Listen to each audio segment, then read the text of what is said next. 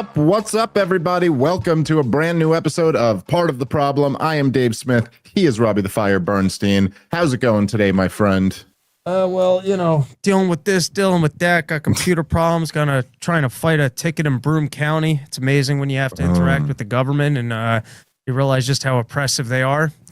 I mean, whatever. We got too much to talk about for me to start unloading on my bullshit. But anyways, I'm settled down. What are you fighting a ticket with you? What? Fighting a ticket's a pain in the ass, right? You wouldn't believe. Firstly, I don't think the guy busted me for the speed he said he busted me for. Then he lied about on the ticket with what he had said to me in the car. It doesn't actually tell me what the fine would be if I pleaded guilty. And then they gave me a court date, which is when you and I are in Tacoma. So I reached out to say, can I have a different date? And they keep just sending me different forms to fill out to say I'm guilty. And I keep saying, well, I'd like to fight this. I get a new date. And then after going, it's like phone sales. I went 9 times with them and they're like, finally, well, you have to reach this. You keep going through the whole dance with them to let you know that there's another. Well, why didn't we start with that? Yeah. No, that is frustrating. Yeah. Yep, they really suck at everything. Anyways, they do. Come to Port Store so I can afford a lawyer. Pekin, Indiana, St. Louis. Where else did I say I was going, Dave? Outside of Ohio, Cincinnati, and then that's right. And then Maryland for the Bug Out and stand-up comedy show and backyard bar hangout. Hell yeah, dude. Hell yeah. I'm getting excited to head out to Austin here in a couple days and go do a weekend at the mothership. And then, yeah, like you said, Tacoma, Spokane, Vegas, bunch of dates coming up. ComicDaveSmith.com. Yeah, okay. So there's a few. I got to say, there's 2. I'm almost debating on which one to open with. All right, let's go with this story, which I just, again, both of these first 2 stories are particularly disturbing.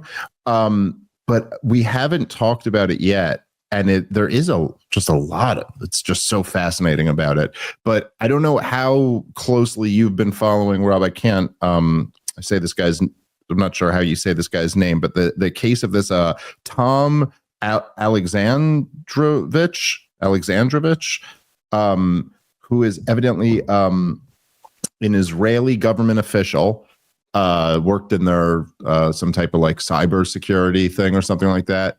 He was caught up in a sting operation, like a Dateline NBC type sting operation. He showed up to meet what he believed was a 15-year-old girl with condoms and some other things. I forget what else it was. Just reading about this yesterday. It's always iced tea and cookies. Yeah, that. What is that? Oh, I'm sorry. Something on my phone on. It was the Israeli government letting you know that we're not allowed to comment on this one. Yeah, really. What is going on? Getting upset with what's going on in Gaza is one thing, but them allowing pedophiles to flee into their country is another. Well, it's really just an incredible story for many different reasons. But yeah, so evidently the guy is he's some type of government official. He gets busted, is then somehow released and allowed to fly back to Israel. Now the Israeli government has come out and said that they didn't request that this is the case, but there's a whole bunch of it that just doesn't add up. And Sagar and Jetty from Breaking Points just put out some documents that he got that seemed to prove that the guy actually was saying to everybody that he wanted to call home. He was inquiring about his trip to Israel, that he demanded to speak to the Israeli embassy. It sure does look like what it is. It sure does look like Israel was no, he wanted to get out and not show up to court, and the Israeli government allowed this. Now he's got Israel's a court also denying date. He was arrested. They're saying he was just questioned and then came home as scheduled. Yes, which none of this is right. And so he's got a court date evidently for in a week and a half. So we will see what happens with this. But I got to say, this has been my theme lately, a thing that I've been repeating a little bit, but it really, my whole thing about Joe Biden the day after the debate, all of a sudden there's a magnifying glass, there's a microscope on every move now. And you just can't, it's like that with the relationship with Israel, the way it is right now. It's just, I guess what's so unbelievable to me, I was saying this to Natalie before we started the show, but what's just so unbelievable to me is that you would think at this point, the Israeli government would at least have enough awareness to just be like, all right, well, we got to cut this pedophile loose. Like, sorry, dude, you can't, like, we can't get you out of this if you went to America. But instead, they're like, oh, no, we can, and we will. Yes, that's the position. You're allowed to go rape American girls. Like, what? Anyway, it's just, I don't know. It just seems like one more drop in the bucket of like, it's just in this tide turning of it just being, it's just too undeniable how bizarre the relationship between Israel and the United States of America's governments are. And something like this, well, look, this is a story of, we don't typically, on the show cover like random crimes. And there are, you could turn on the nightly news in any town in America and like there's a crime that happened that day. And we tend to cover like bigger issues and things like war and government policies and things that like really affect much larger numbers of people. But like, the reason this one's so interesting is because it's when you have this dynamic where like our foreign policy is largely tied to this foreign government, the relationship is incredibly shady. There's a mass awakening and a mass turning against Israel. And you have things like, like the Epstein thing in the background where like, okay, we don't have definitive proof. We have circumstantial evidence, but man, is there a lot of circumstantial evidence that this was a big shady conspiracy that seems to have Israel right at the center of it. And then like in that dynamic, when you have a story like this, there is something, and I don't know, I mean, I'm sure like a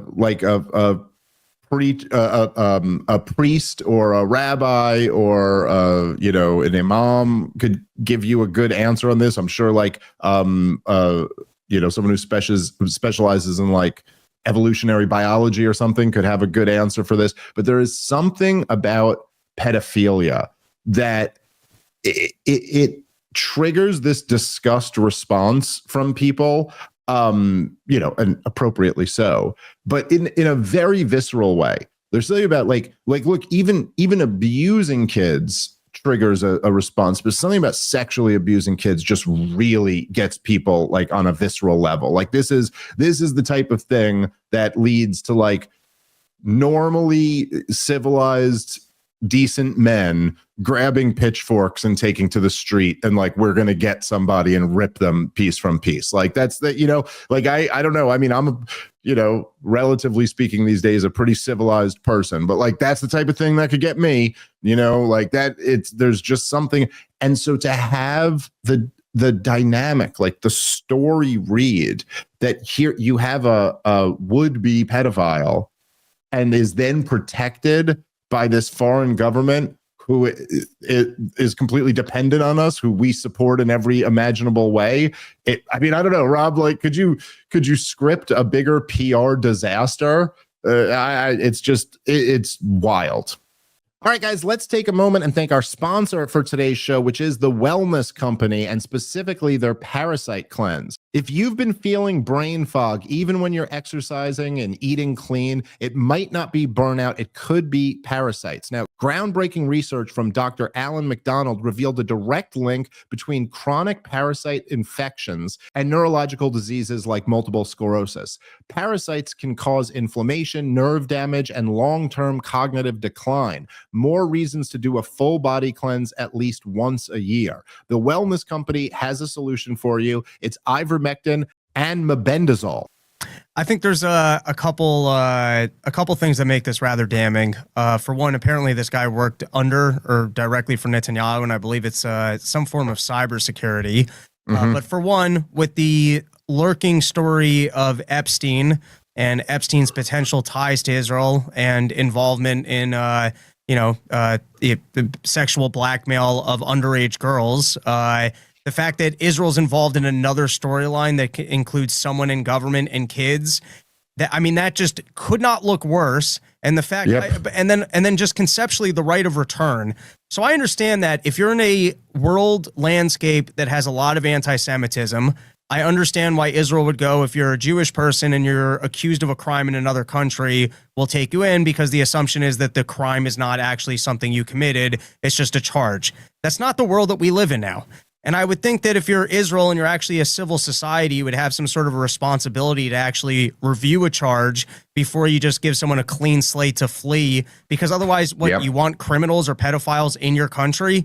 You want to be a safe haven for pedophiles, that if they committed these crimes somewhere else, like you're openly embracing pedophiles into your society, that you're going to let them know if they commit these crimes in other locations, as long as you can get here, you have a free pass. I mean, why wouldn't you want to review that and have criminals held responsible for, one, like allow justice to be served in the countries that the crime was committed, and two, why would you want those people in your country? So I think it's a dumb policy. I don't understand why it exists. The fact that there's an old NBC article about 60 pedophiles from America or other locations that made their way to Israel because of the right to return. Yeah. I think that just looks terrible for the country in general. But the fact that there was the Epstein storyline, and there's just so much in the news about why are we giving so much money to Israel, that this crime could make the papers, and you could just be on a flight the next day with Israel going, well, no, there was no crime. And then it's just over. And I would just think the Israeli government would be like, wait, what the hell did you do over there? Yeah. For themselves. And I got to say, we'll see how this goes. But look, again, not a lawyer. Maybe there's people who are more qualified to speak on this than me. But the guy's got a hearing scheduled for, I believe it's the 27th or the 28th. It was like 9 or 10 days from now. And again, this thing, not a lawyer, but like, you showed up to a sting operation with condoms thinking the girl was 15. That is like a very open and shut case. I mean, there's like, what is your defense there? I think that means you got. Like, they don't, the FBI and law enforcement in general, like, they do sometimes blur the line on like what is a sting operation and what is an entrapment operation, but they've long since won out in the courts. But they're just allowed to do that. Like, there's whether that should be right or not, they run these entrapment operations all the time. It's like 90% of like the foiled terrorist plots that they report are just, there was never going to be a thing anyway until you convinced some kid to go do it, and then and the bomb was fake the whole time anyway. So it was like a thing that never existed. And I don't see how you're not gonna be found. Like I'm saying, a regular person, you get caught in that situation. Not a regular person, but the type of person who gets caught in that, you're fucked. You're done. You're getting convicted.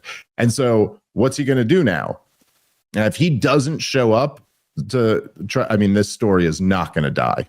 This story is going to be, because it's too perfect of an example. I will say, although I agree with your point, the entrapment for terrorism is worse, because it seems like it was individuals that otherwise wouldn't have been involved in those activities that were then convinced to go and do those activities. It has a greater level of entrapment, whereas the sexual pedophiles that they trap, it seems like they were otherwise looking. There still is an aspect of like pre-crime, because if they just showed up to a location, I guess you don't know what they were actually going to do once they met with a 15 or 16-year-old. And then I guess also in this case, I mean, there's the possibility that it wasn't published correctly, or they, we weren't there. I haven't read the conversations. They could have represented it as an 18-year-old. So I guess there's still like some ambiguity, but nevertheless, the whole thing doesn't look good until Israel comes out and proves that like the police department that the incident never happened, or it wasn't a 14 or 15-year-old. This one looks as bad as it is. If it makes sense, I remember I saw a few episodes of Dateline NBC To Catch a Predator thing back in the day when that was really popular. And then they've got like all those like pedophile hunt things online. I know Jay got real into them for a while, and like I can't watch them. Like I saw a couple of the To Catch a Predator back in the day, and it just makes me feel so uncomfortable. I like can't watch that shit. but there's no question that like I always thought there was an element of it that was like a bit weird, where there would be these, like the guys who they caught were almost always, you know, these weren't like who you'd picture a villain to be. This would be like literally like the saddest, weirdest, lowest IQ people. They're getting a guy who has like a 76 IQ, who's like, you know, this is a guy who's like not capable of learning how to read and write, you know, and then oftentimes they'd be kind of approaching him like he's just hanging out in these chat sites or whatever, and then you wonder, you're almost like, hey, if you guys weren't doing this, does this guy even leave his house that night? Like, did you create this whole situation? In other words, this guy wasn't actually going to do anything violent or sexual to any kid. And then you created it and kind of lured this very sad guy into this very, you know, awful state. The thing is, though, that's always canceled out by the fact that he did get in his car and come over, you know, like, so no, even when you feel there is just something about it, it's like, dude, that is such a line cross to like actually go to meet what you believe is a child is just so that the thing with the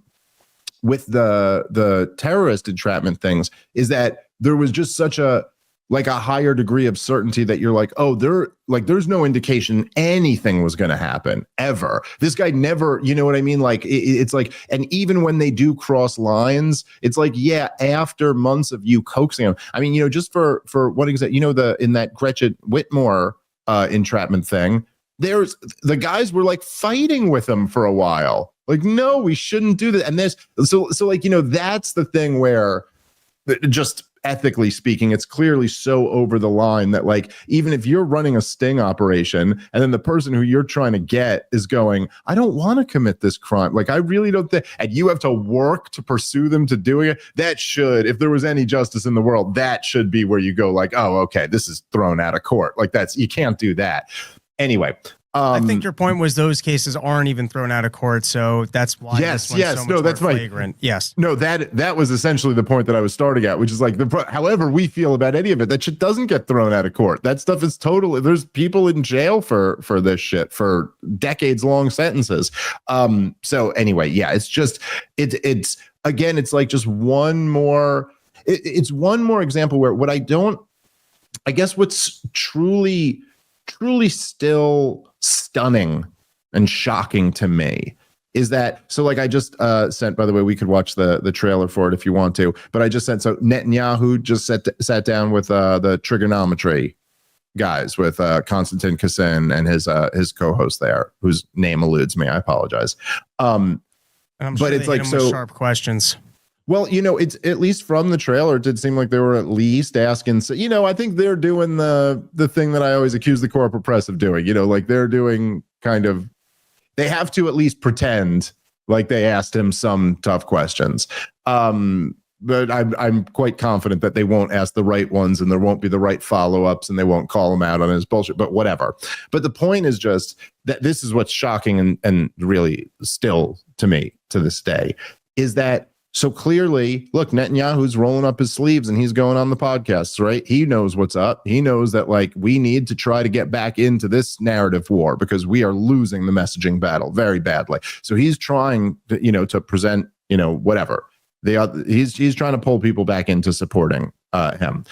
And it's like, what's shocking to me is that Israel, you know, it's like when we do those like exercises where we're advisors to the bad guys, you know, like if you were an advisor, you'd be like, okay, well, here's what has to happen. Netanyahu, you got to get on camera and go, we will get to the bottom of this. We are going to look into this. We will coordinate with American law enforcement. If this guy did try to go rape a child, he will be held to justice. I can promise you that. You know, like, just say it. Even if you don't mean it, you're not going to do it. Like, what are you doing? Like, you're trying to win this messaging battle back. Like, what is the message that you're sending out here? It's actually like, oh, no, I'm sorry. Did I not mention that, by the way? Yes, we're allowed to rape your children. Yeah. When we come over there, we're allowed to rape. Listen, say whatever you want. This guy was, as you said, Rob, and I forget the exact title, but he was like a department head at cybersecurity division. Like he's not like nobody. He's a government official. You got to have something to say about that. Your government official just got busted for trying to have sex with a 15-year-old. Like, dear Lord, how do you not just come out and then just kill the momentum of this story being weaponized against you? It's shocking to me that they don't even seem to feel the urgency to do that. Yeah, it's the same. And by the way, just in case my comments earlier weren't crystal clear, pedophiles should all be in jail and prosecuted. They're just bad. In case. We're just in against case, that. Just in case any of my nuance got lost, I'm 100% against pedophilia. Yeah, it is remarkable that Israel is playing the same card of, we're Israel, we're above the law. So it's like the Jedi mind trick of like, no, wasn't arrested, was just questioned. We didn't intervene, and he returned home as scheduled, which is a very legal way of saying, oh, just that was his schedule, was to take a flight 4 days later or whatever it was. So he just took his scheduled flight. Nothing to see here. Yeah. Let's move on. It's like, no, we all just saw the news story that a guy was arrested for potentially being a pedophile, and now he just gets to go back to Israel, and you guys are pretending like it didn't happen. Yeah. Not going to work.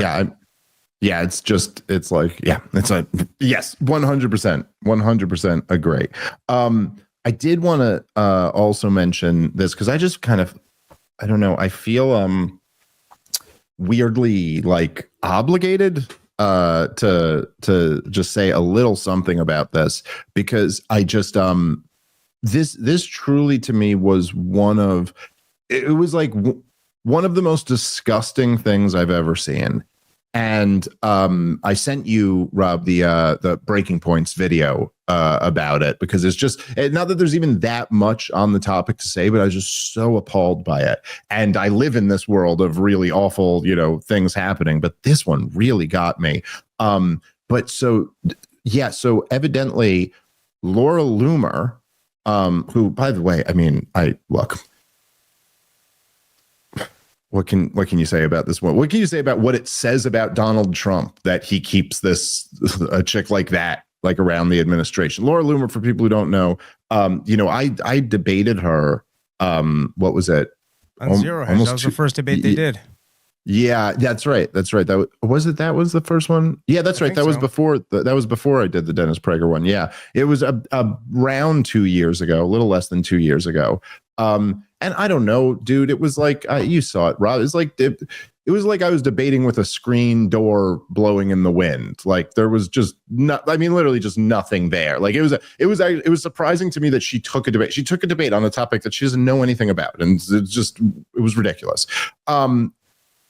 But anyway, so she does actually have some degree of influence with the administration, and I guess she decided to make a big stink out of these the children who were getting medical treatment, the Gazan children who were getting medical treatment here in America, and actually got their visas paused or whatever. There's essentially, these are now, one of the things that I found so disgusting about this is that then she starts, like, she takes to Twitter to launch this effort to not let, I'm not being hyperbolic here, to not let children who have had their arms and legs blown off get flown into America to like a special facility for some procedure that they need for like 60 days and then go back.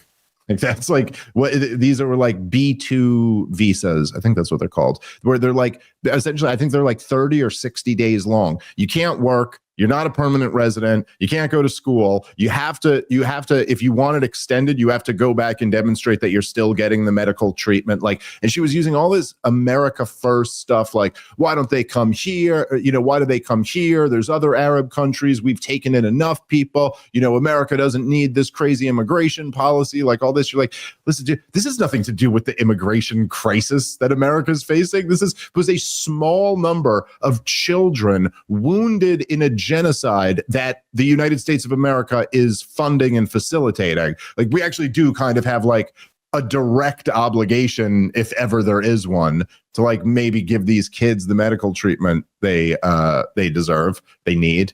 Not what they deserved, a lot better. And they actually successfully got that shut down. And so now they won't be able to come here. to get medical treatment. And yes, this has nothing to do with like mass migration or demographic changes or even like immigration policy. And these weren't asylum seekers. These weren't people who were coming here and seeking permanent residency or citizenship or anything like that. In fact, these are people who are going to be ethnically cleansed out of Gaza in the next coming months, probably. Or they're like just little kids who have been like severely wounded in this war. And we shut down giving them Jesus, man, it's like what I was saying before. Like it really is what I'm left with after all these years of making all these arguments and having all these debates is like, you just like, what do you say to that other than just like, you're like, so you really like, you're not even a little bit afraid of God. You're not like, there's not even like a little part of you. There's not 5% of you that goes, maybe there's more to life, or there's some type of thing where like Dave, you froze up pretty bad there. I think you're gonna have to take that again. Yeah, am I back? Maybe give it a second. It seems like you're coming back. Yeah, okay. Cut off just as you were trying to say, isn't there more to life? And aren't you afraid of God? Right. I mean, but just the tiny percent chance that maybe you're going to be judged in some way based off what you did, or that maybe like doing something horrifically immoral is like, I don't know, you just can't do that. You can't, like, it's wild to me. I could never imagine like, you're like being an activist for an issue that that's the result of. Like, it's just, like really, I don't know, dark, evil stuff. I don't know. What else can you say about it, Rob? Well, I mean, I based off what you're saying, it seems to cross a line of personal responsibility that even if I have zero support for the actions Israel's taken in Gaza, but as a theoretical, I can understand why you're bought into that and like support someone else doing that. This is you've actually directly taken an action that sounds like it's going to result in a child not getting healthcare that they otherwise would have gotten. Like that's a very direct action of you preventing someone from getting necessary healthcare. That seems to be a different line or a different psychoticness of how much you believe in whatever you want to claim your cause to be. But that does sound pretty horrific. And you're like, dude, like even the thing they said was something, Marco Rubio, because it was the State Department who shut it down. And he said something like, he goes, well, the organization that was working on getting the kids here has ties to Hamas, like that's always just what the ties to Hamas. Hamas is the government. Exactly. Right. I mean, not really, Israel's the government, but then Israel keeps Hamas in power intentionally so that they can then say shit like this. So that they could go, oh, but you're to Hamas by that standard. Yeah, exactly. Right. Hamas that's the whole game there, right? Hamas is Israel's pet.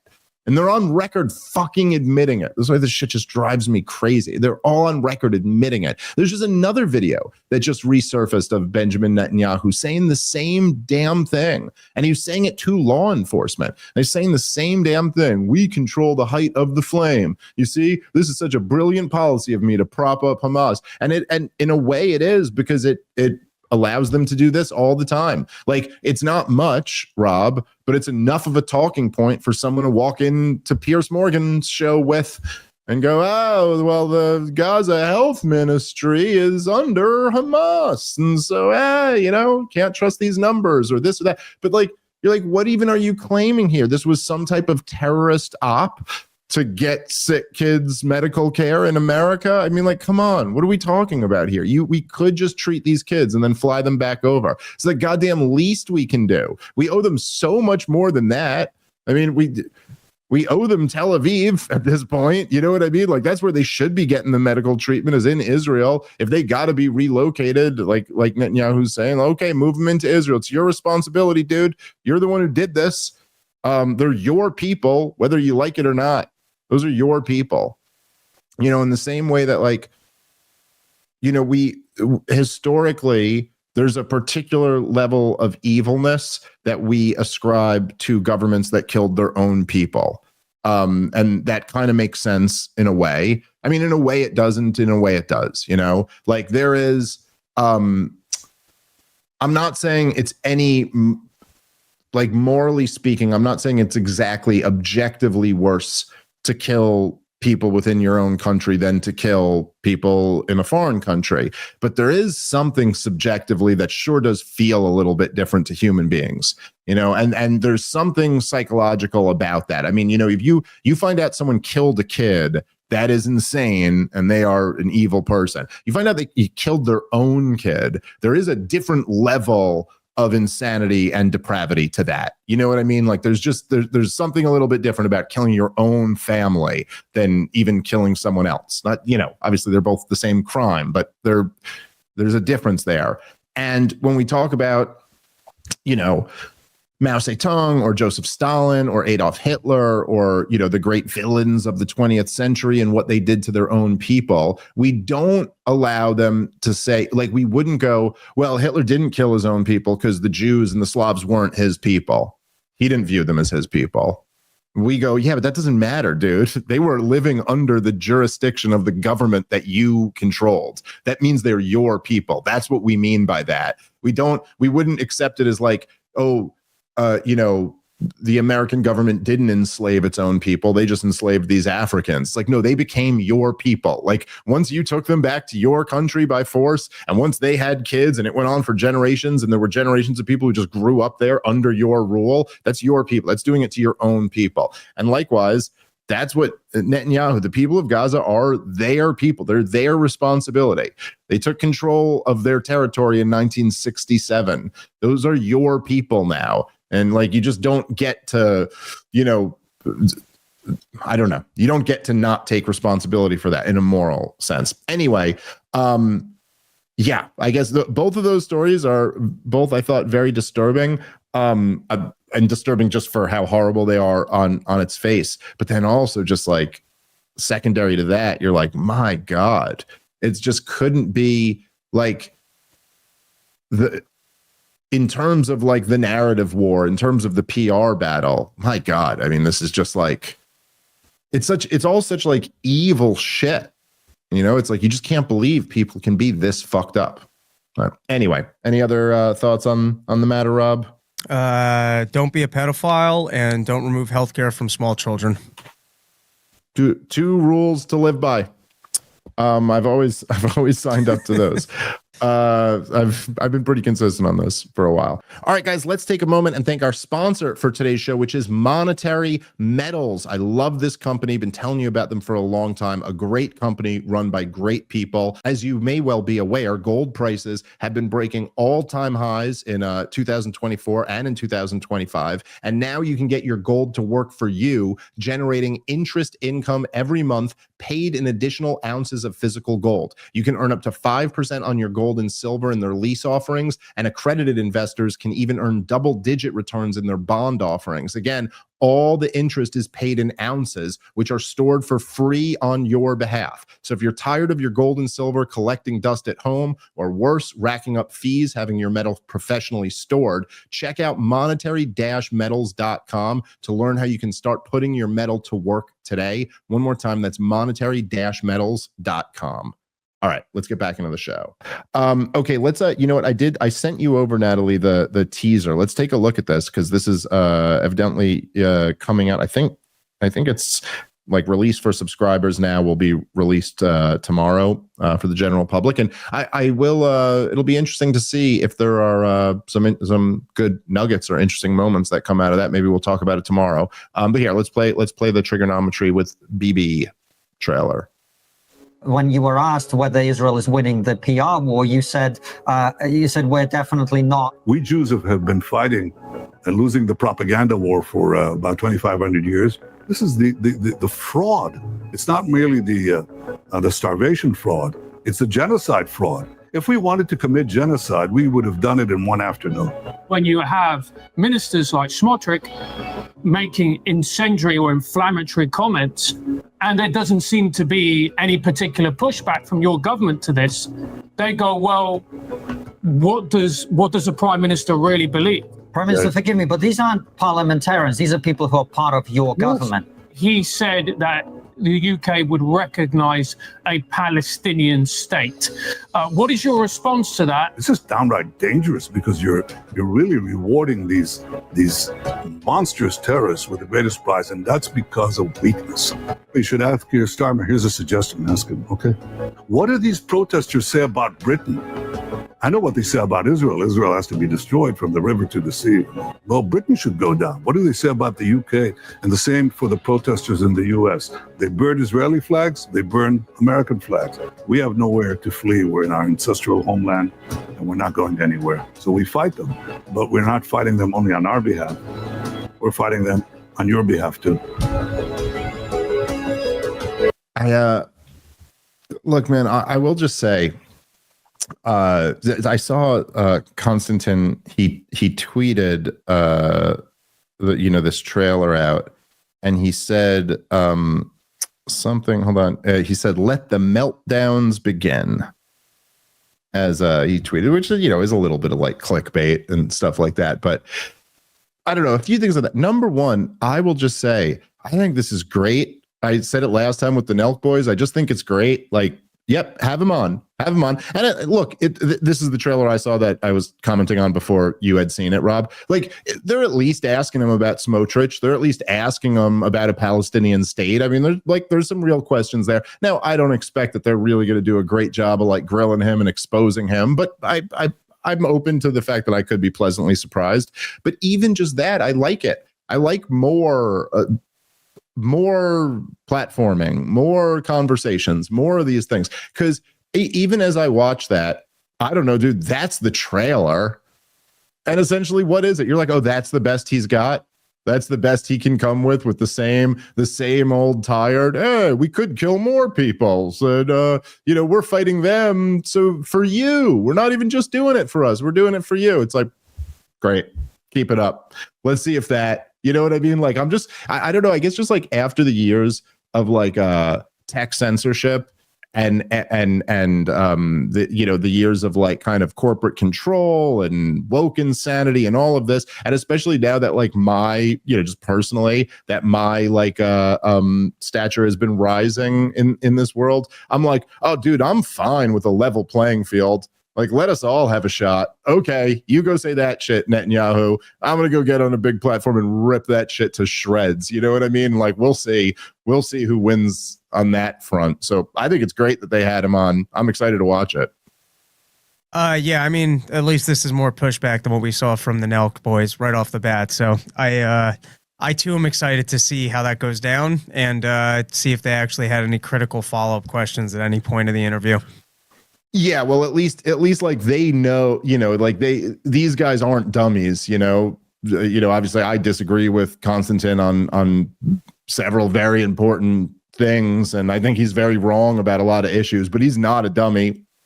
They're not like I don't think the Nelk boys know who Smotrich is or know that a Palestinian state has anything to do with what everyone's fighting about. You know what I mean? Like they simply wouldn't even know to ask those questions.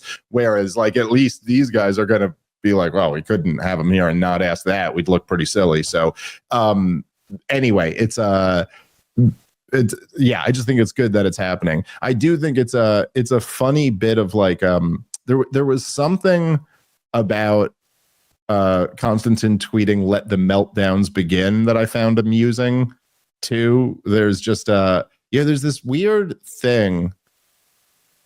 I feel like it was like people. So there was around the time that snowflake became a big term. You remember when people started using that as like, oh, you're a snowflake, and it really, at least from my memory of it, it started as a response to use the word gay.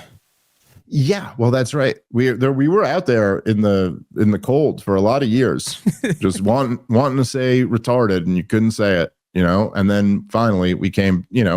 There's a very Jewish message in there. 40 years of wandering, and then we came back home to be able to say retard again.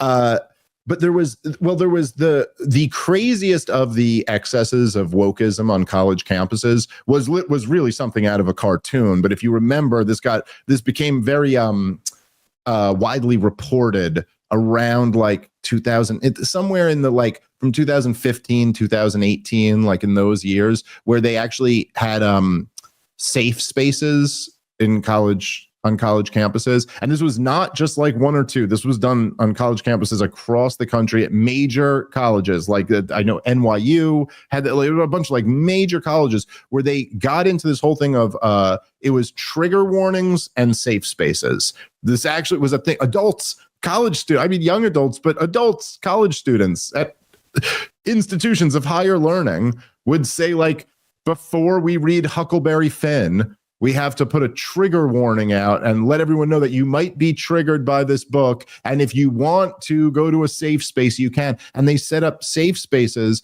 Jonathan Haidt did a lot of great work on this. Christina Hoff Sommers, a bunch of like academics who did not get sucked into that craziness. They would set up rooms with like coloring books and balloons and stuff. And like 19, 20-year-old people at institutions of higher learning would go there if they felt triggered by like reading about, by the way, it was always weird, the things they felt triggered. It was always perfectly progressive and woke. Like it would be like they'd be like, oh yeah, Huckleberry Finn, they use the N-word.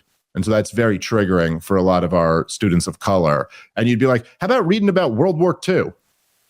Like I never heard about like a history class having to do. It's like, I don't know, that didn't get you. Like just, well, I don't know, Vietnam. Do we have it? No, it was never that. It was always like, Aunt Jemima or something. Anyway, but so the term snowflake became a term of derision for like those kids.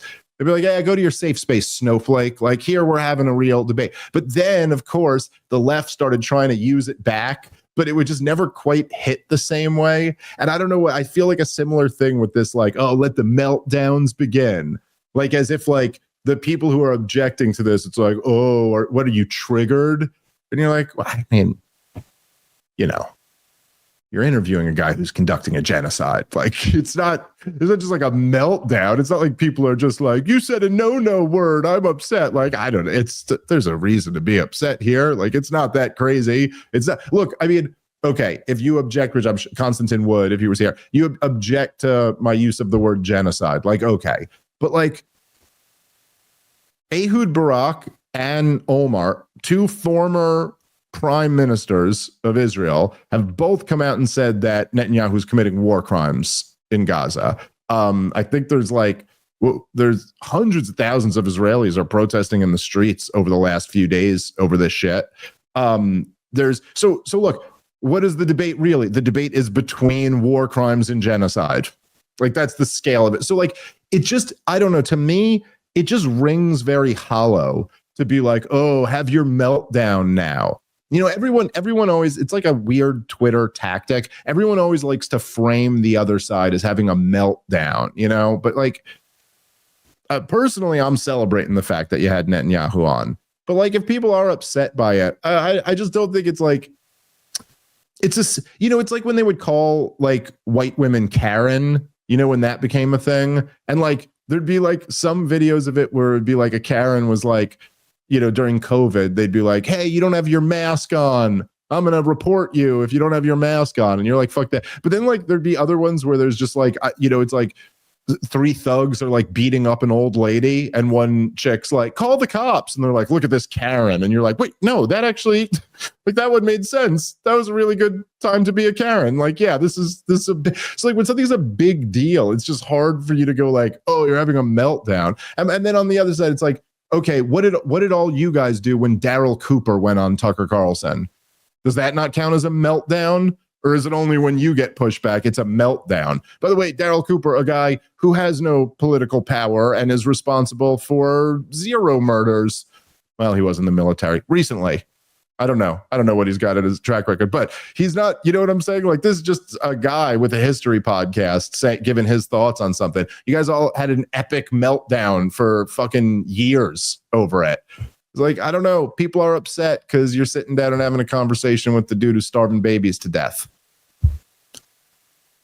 If anything's worth getting upset about, that's probably one of them. So anyway, All right, guys, let's take a moment and thank our sponsor for today's show, which is Crowd Health. I've been telling you guys about Crowd Health for years. I love this company. It is a true alternative to the broken health insurance system. And now they have the Black Swan membership. It's the healthcare alternative for people who want autonomy over their care, their costs, and their lifestyle. They just need a little help with the Black Swan events that happen in life. This is kind of like the options that we used to have before Obamacare messed everything up. And I got to say, I think this type of option makes a lot of sense for a lot of people. Well, now for just $95 a month, you get access to a team of health bill negotiators, low-cost prescriptions, and lab testing tools, plus the database of low-cost, high-quality doctors vetted by Crowd Health. You stay in control. You don't have an insurance network that's telling you which doctor you can see and can't see. And if something major happens, you pay the first $15,000, and then the Crowd steps in to help fund the rest. And this is even better if you're a part of the problem listener. If you use the promo code POTP, it's only $80 for the first 3 months. Check them out at joincrowdhealth.com. And remember that promo code is POTP. Crowd Health is not insurance. Opt out. Take your power back. This is how we win. Let's get back into the show.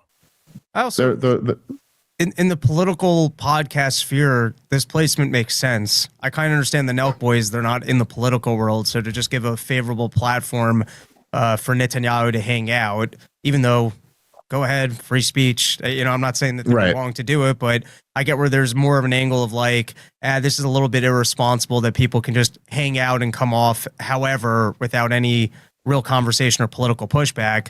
These guys are pro-Israel. They've been defending it forever. It's like, I don't know, if I was I love the Democrats and I had Nancy Pelosi on and for a hangout or whatever, that's what you do. So like this actually, I'm just saying from like a news programming standpoint, it makes sense that they would be having Netanyahu on. It's not the offensive side. Not that I'm offended by it, but it's not like, I don't know, if Legion of Skanks had whatever politician on just to hang out and shoot the shit. Yes. No, you're right. It's a different animal. It's a different kind of proposition for sure. All right, we should spend the rest of the show talking a little bit about Ukraine. There's you sent the Trump called into Fox News the other day. We'll take a look at that in a second. But the latest on it, at least to me, seems to not be very good. And it seems to be that Zelensky and the Europeans have found their way, as always happens with Donald Trump. It's like he doesn't even see the poison pills coming, or he's happy to go along with them. But they really now have snuck in this security assurances as being a big part of the negotiations. And I got to say, I was reading, I sent you before just the simple headline, which here, let me pull it up so I get it exactly. But it was Axios. Just in, Trump agrees with European leaders to collaborate on Article 5 like security guarantees for Ukraine, but provided no details. So that's according to Axios. And it reads to me like that is designed to keep the war going, not to bring it to a close. Like, it just seems very obvious to me to frame it as Article 5 like security guarantees. So what are you saying there? Look, this is what the whole war was about, right? Because, essentially, we never did bring Ukraine into NATO, right? We just kept pushing. And so in 2008 at the Bucharest summit, they announced that Ukraine will be joining NATO, but they didn't lay out a whole, what do they call it? A map? A member, I forget what it stands for, but it's like they didn't actually begin the process of bringing them into NATO. They stopped short of that. It was actually the Germans who persuaded George W. Bush to not go all the way with it. And they have leverage there because you need unanimous consent for new members of NATO. Everyone in NATO has to agree to a new member coming on board. So anyone can stop it, stated differently. But so they didn't bring Ukraine into NATO, but they announced that they were going to. And then they kept asserting that year after year after year. They kept asserting that it's going to happen. It's just a matter of time. And this was like Putin was the whole time was like, no, you do that, I'll go to war with the place. So this was always the game. And then they just moved more and more to it, where they started really doing like joint military exercises with NATO forces and the Ukrainian military. This is after we backed the coup that overthrew Yanukovych. And so like at a certain point, Vladimir Putin was like, well, you're just doing it, dude. You're doing it without doing it. You're making them a de facto member of NATO. And now you're literally saying, well, we're going to give them Article 5 protection. It's like, okay, but that's just once again saying we're going to essentially make them a de facto member of NATO. And if you are saying that to Vladimir Putin, who's been saying consistently the entire time that this is what the whole war is about, that it's the strongest possible incentive you could give him to not stop the war and to continue taking more and more territory. Because look, even if Vladimir Putin, the whole issue has always been about a buffer zone to military hardware. That's the issue with NATO membership. The issue with NATO membership isn't that, well, I can't, I can't invade that country now. Like that's not Vladimir Putin's issue. Invading countries costs a lot of money. Russia's already the biggest landmass in the world. They're not like, oh my God, we can't incorporate Estonia into Russia. That's not their issue. The issue is that, and Vladimir Putin's been very clear about this, is that, this is where the not 1 inch to the east promise comes from, right? Like, why are you saying not 1 inch to the east? Because every inch to the east that you bring your military hardware cuts down on the amount of minutes before your fucking nukes land in Moscow. Like in these events in this whole nuclear mutually assured destruction world, it changes everything. If it takes 20 minutes to destroy all of Russia versus if it takes 4 minutes to destroy all of Russia. This is like the window of time that they get to decide whether they were going to launch nukes back or whatever. This has always been their issue, or a major part of it. And so if you're saying, hey, Vladimir Putin, whatever you can't take here in Ukraine, the rest of it is going to be NATO. The rest of it is going to be the West. Well, what's the incentive then, Rob? To take as much of it as you possibly can. If that's what again, keep in mind, there isn't a ceasefire in place here. There's a hot war still going on right now. So if you're telegraphing in the middle of this war, like Vladimir Putin, whatever you do not claim here, like what you claim is going to be part of Russia, the rest of it is going to be part of America's military alliance, then you're just incentivizing him to take as much of it as he can, keep the war going. So that seems to me to be what this is that it's still an effort on the part of Zelensky and the Europeans to keep the war going. And it's Donald Trump, as always, stumbling right into their trap.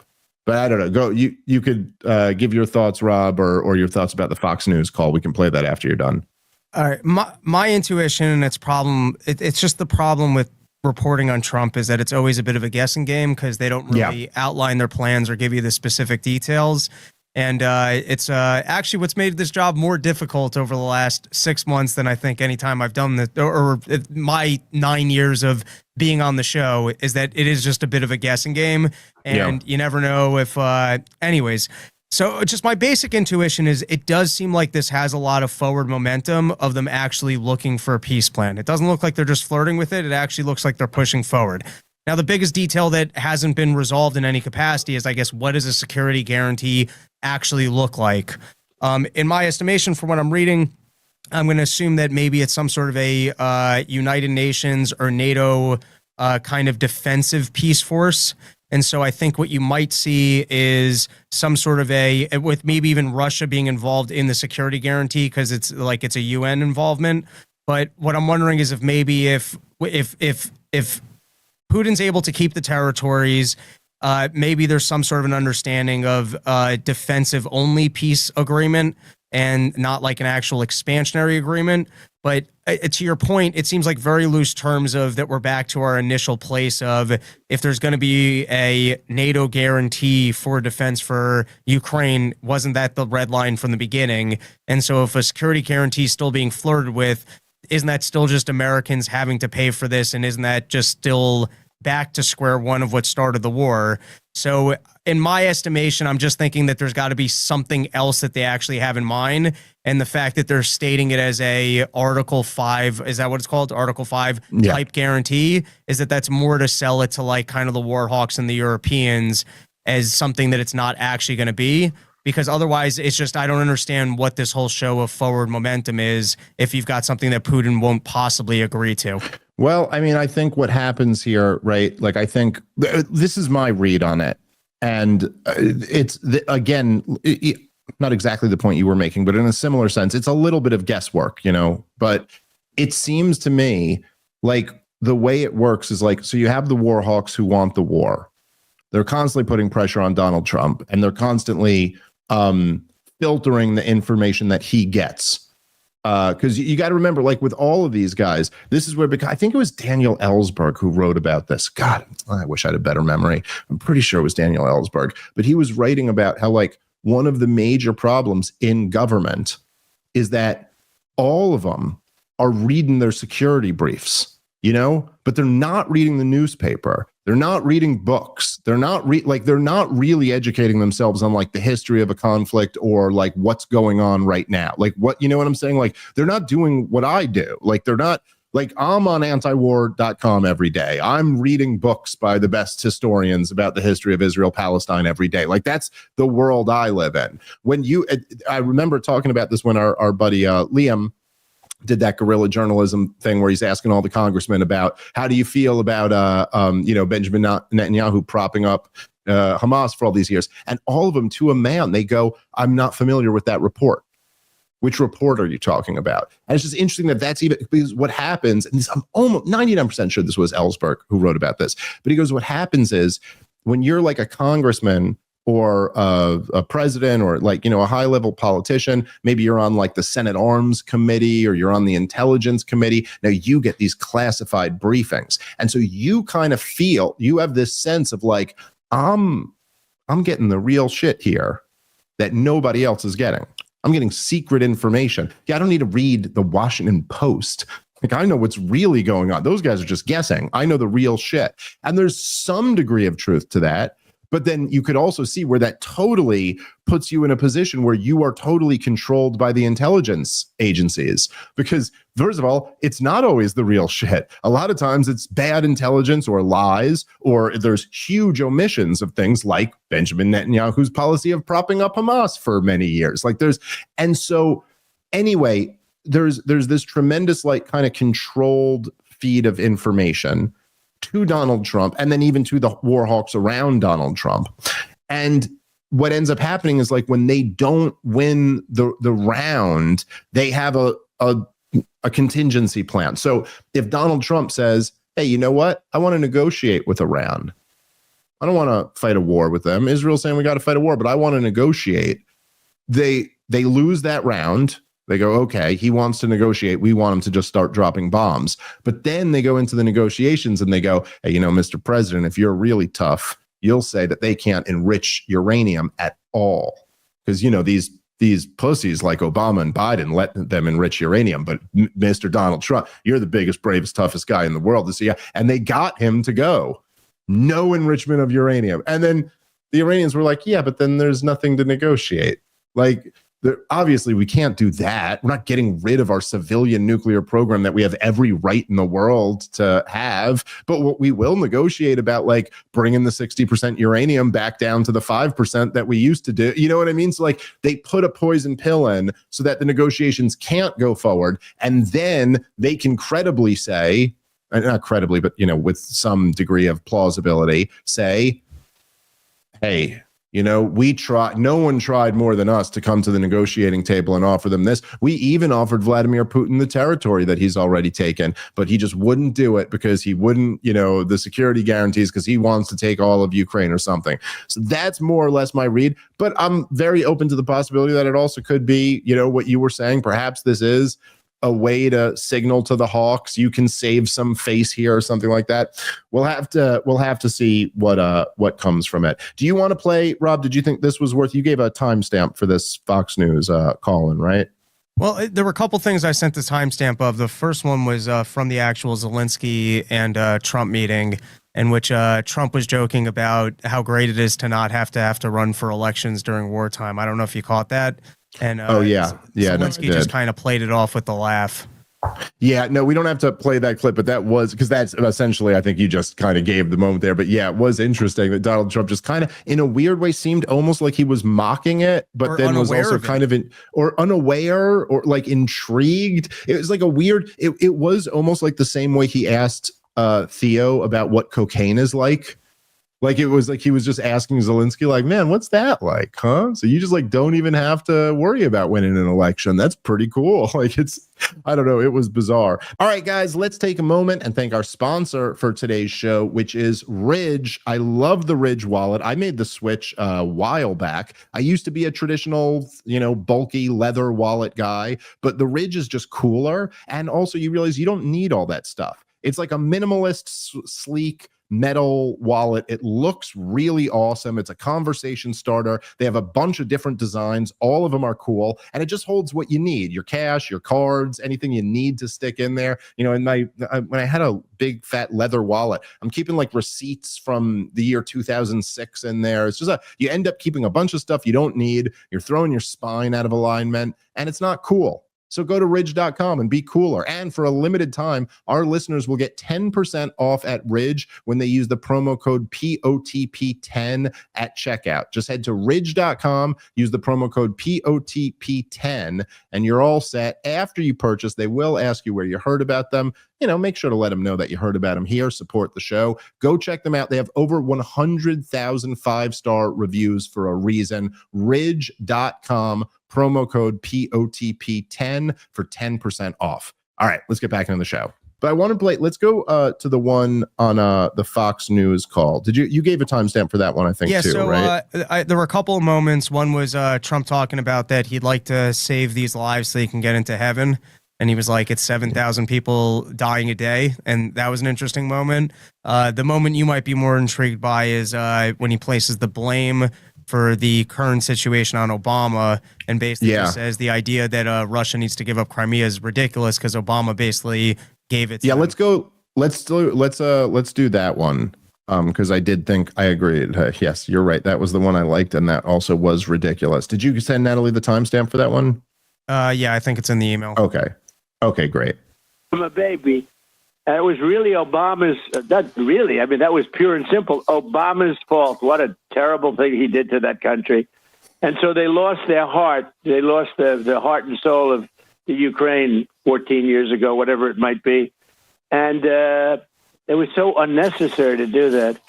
And that's when it really began, when Obama gave it away. And then you had a lot of other events, but you have, tremendous hostility.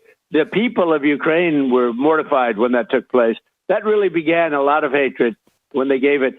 And they didn't have to. Not a shot was fired. They just took over the most valuable piece and the biggest piece in a sense and surrounded on 4 sides by ocean, just a little passage to get you back onto the mainland. The most beautiful piece of property you've ever seen as a real estate developer. I look at it. I said, why the heck did he do that to them? And so there's great hostility, and maybe rightfully so. But one thing was NATO. They went in. They said, "We want you. We want to get Crimea back." This was at the beginning. Now Putin, in all fairness to him, he made a good deal. He got it from Obama, but they said we want it back, and that was not exactly well received because it was like 12 years before. That's where Russia has its submarine base, and that's been there long before Putin. They've been there for a long time. But long before Putin. And the other thing they said is we want to be a member of NATO. Well, both of those things are impossible because, again, long before Putin, it was a no-no by Russia or the Soviet Union or anything you want to call it. Sort of a similar thing as it gets larger. Right. We could just pause it here. I guess I really honestly, the more time that goes on in Trump's second administration, it's almost which I look, this is an obvious insight that anybody probably should have been able to see when Donald Trump came down the escalator. And I think it's only because like the country is so desperate and so betrayed by the ruling class and so righteously indignant at them that people almost, are like, well, he's the only game in town. He's the only one challenging them. But he's just so fundamentally unserious. And listening to this, like Donald Trump kind of like reciting the history that, I don't know, Rob, what someone told him. He certainly didn't read any of this in a book. He's got a couple of details that are kind of right there, but really just doesn't know what the fuck he's talking about. Like, as he's talking about Crimea being the heart and soul of Ukraine, like, what are you talking about? Is that Crimea was always more Russian than Ukrainian, ethnically speaking, linguistically. Like, the reason why not a shot was fired, no one died or whatever, I think maybe a couple people died, but the reason why it wasn't like a bloody takeover of Crimea was because they already had their goddamn their whole military there. They already had the overwhelming majority of the population was like, there was independent polling that backed this up. They wanted to be a part of Russia. They identified with Russia, not Ukraine. It was the heart and soul of Ukraine. And like, does he even know that there was a coup that year in Ukraine? Does he even know that the government in Kiev was overthrown? Because that never seems to come up. But he's mentioning how he's saying Obama's mess up was that he gave it to Putin. He gave the heart and soul of Ukraine to Putin. It totally just has this wrong. No, it's Obama's fuck up wasn't that he gave Ukraine to Putin. It was that he took it from him. That was the whole thing. The Gideon Rose, right? Rob, I just posted this video again the other day. Gideon Rose literally said it himself as it was going down. This is the editor of Foreign Affairs magazine, what is it called? The Journal of the Council on Foreign Relations, right? The most consequential foreign policy establishment newspaper. The editor of the magazine is on record going, yeah, no, what we're doing. He just said it at the time because it was, this is years before they had to make up all the propaganda and lies. He was just, remember, he's explaining it to Stephen Colbert, and Stephen Colbert's in character, and he's like, wait, so what's going on here? What's going on in Ukraine? And Gideon Rose doesn't hesitate to explain what's going on. Okay, you see, Russia is Batman. Ukraine is their Robin.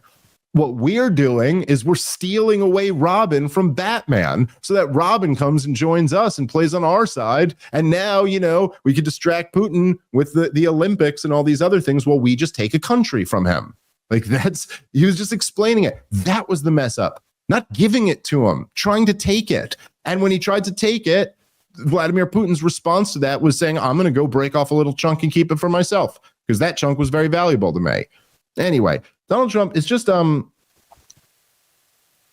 know, man. He's just so fundamentally unserious. He's unserious to a point where it's just, who can even, who could even take anything he says seriously? It's like you even said before, Rob. It's like, yeah, that's what makes the job hard, is this guy's just so full of shit 99% of the time when he talks that I can't even But look, I was even thinking this as I was listening to the other part today, and we'll wrap on this because I got to wrap. But think about the fact that Donald Trump, we all just let him get away with this because he's Donald Trump, and we go 99% of the time you just can't listen to a word this fucking idiot says.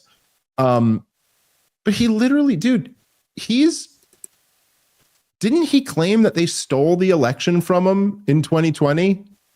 Am I remembering that correctly? They stole the election from Donald Trump. I was thinking about this because he was going off on the whole thing about how this war never should have happened, and it's only because Biden was president. And even if we had just had a normal president, it wouldn't have happened. We didn't even need a great president. We just needed it not to be Joe Biden, the worst president we've ever had, and that's why the war started. Now, again, it's bad history. It's stupid. It totally demonstrates no real understanding of the conflict. But you're like, oh, yeah, and why was Joe Biden president? Because according to Donald Trump, they stole the election, right? So in other words, I'm not putting too much together here. What Donald Trump is arguing is that they stole the election, and that got hundreds of thousands of people killed. So, hey, Donald Trump, are we looking into that? Is anyone going to be prosecuted for that? Or who's the they who stole the election? You ever going to No, because that's how unserious he is as the president of the United States of America. He'll just sit here and claim that he's making, the same claim that the liberals were making about Russiagate, that the democracy was overthrown in America. But no one even expects him to make a move on that because we just know he's fundamentally unserious. He doesn't mean the things he says, doesn't have convictions. I don't know. I just find it all pathetic. All right. Got to wrap up the show on that. Come see Rob on the road, porchtour.com. Come see us together on the road, comicdavesmith.com for all those ticket links. Catch you guys next time. Peace.